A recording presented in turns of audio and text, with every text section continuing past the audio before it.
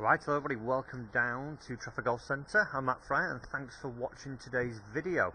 If you are new around here as well, do remember to hit that subscribe button so you don't miss any of the tips coming your way to help you become a better golfer. So this is one of my clients here today. This is David, and what we're going to be looking at is how such small fundamental changes can have such a big impact on the shots that you would see out on the golf course.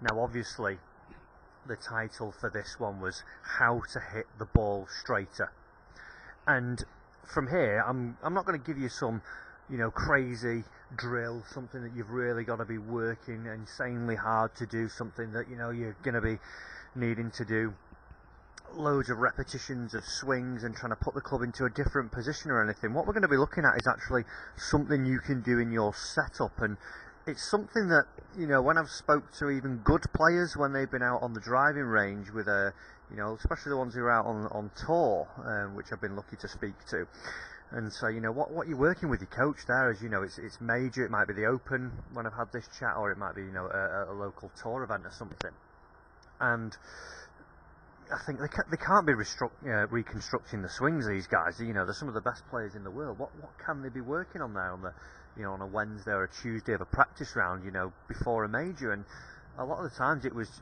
just making sure all my basics were right, and that's sort of, like I say, what we are going to be talking about here with David. So on the left hand side, this screen here, now that you can see the arrow hovering above, is David as he walked into me. Now, without looking at it and pulling it apart, you would think, yeah, pretty good setup. A lot of good things are going on here.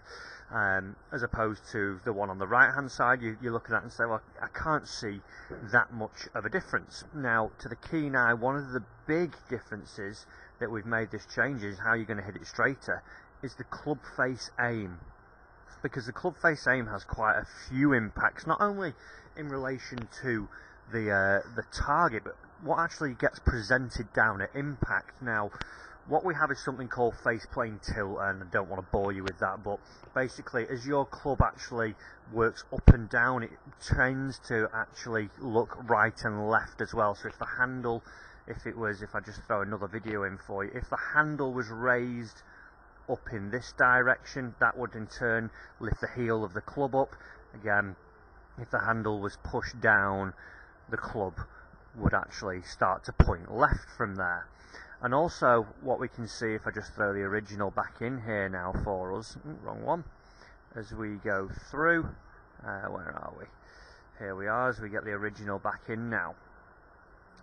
The big change is this face, because what happened is we can see the leading edges change, because what's happened with Dave here, as he's swung, and as he's aligned this club up, what he's actually done is make something now where, just get rid of that little line there, as he's lined the club up, what he's done is actually line the club up open.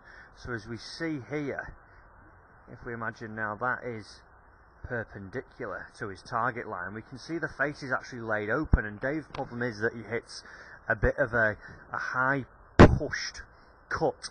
He does generally swing from out to in, but then his face was so laid back and so open that his 7-irons wasn't getting any real distance on them, and they were getting a lot of height on them, and eventually swinging out towards the right hand side, because his club was travelling from out to in with the face being open, so he was hitting these high cuts as he was going through, all because of what he'd done here at setup. Also, the ball was a little bit further forward, so in turn he's added more loft to the club because he's laid it slightly open. His ball position is further forward, which is going to change his dynamic loft, which is the loft that's applied at impact, because once the ball's further up, it's probably it's gone past the lowest point of the arc of the golf swing, and is now the club starting to approach and actually get an ascending blow on the golf ball. So that adds more loft, so hence why we lost distance and we started missing the ball at the target out to the right.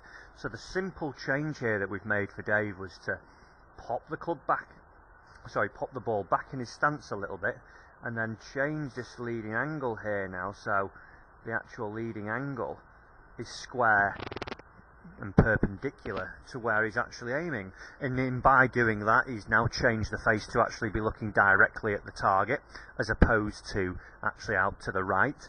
And also that loft that he's implying on the golf ball is a lot less, so his 7-iron jumped up 12 yards in flight and he had a nice little draw on it.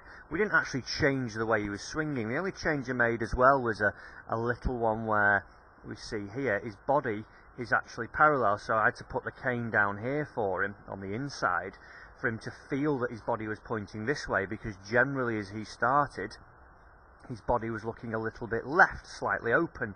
So 3 changes there at setup that have had such a massive impact. It wasn't that I was getting Dave to try and shallow the shaft on the way down, think about what he was doing with his lead wrist into the golf ball. It was simply just getting his basics tuned up again, sort of calibrating them. And the interesting thing was as we put these back in, as we started, the right hand screen to Dave looked that it was massively shut, because he's been so used to having this face laid open. As soon as I actually suggested that what square was and put his club into being square, he was, you know, bemused by it almost, thinking, no, I'm gonna hit this miles left. But actually, after hitting a few shots and seeing the ball start out on target and stay on target, as opposed to start a little bit right and then work even further higher and right with this left screen, his brain started to come around to the change. And then with just a little bit of a chalk line that you can see here, well, obviously this line is a little bit of an exaggeration for him. So as he did this, he got used to being square, and all of a sudden, like I say, the ball was flying more towards target and he was hitting more of the target when we were actually going through the lesson. So I guess the lesson here is that go and check your basics, because what you might think is normal and what you have got used to might be slightly out, and it could be causing some problems. It might not be that you need to work on the path of your swing, or, you know, where the plane is going and things like that. If you can just calibrate your basics a little bit better, i.e. your ball position, see that it's not too far forwards with an iron, we've popped that back so he's got a better strike here. See that the face is aiming at target, that's changing where it's actually looking, and the loft that you imply to the ball, so hence getting it straighter and also more distance. And then how you're actually stood to the golf ball is going to change how you actually swing, what direction the club swings in. That can have a huge impact on you. So something I wanted to share from you, because it was such like what seemed a simplistic lesson for a chap who's actually off a 5 handicap. We were talking about how to aim the golf club. So if we can take something away that even the best players, or very good players, are doing these small basic things, if we can all do that and apply better basics to our golf swing, hopefully you should start to hit more shots that are on target and hitting more greens, more fairways, and seeing a bit more distance on your shots. So give that a go, see if you can start to work through those, guys. Thanks for watching this video. If you don't already, do hit that subscribe button so you don't miss out on any of the videos coming to make you a better golfer. If you want to come and see me down here at Trafford Golf Centre, all the information's linked below. And thanks for watching, and I'll see you next week with another tip.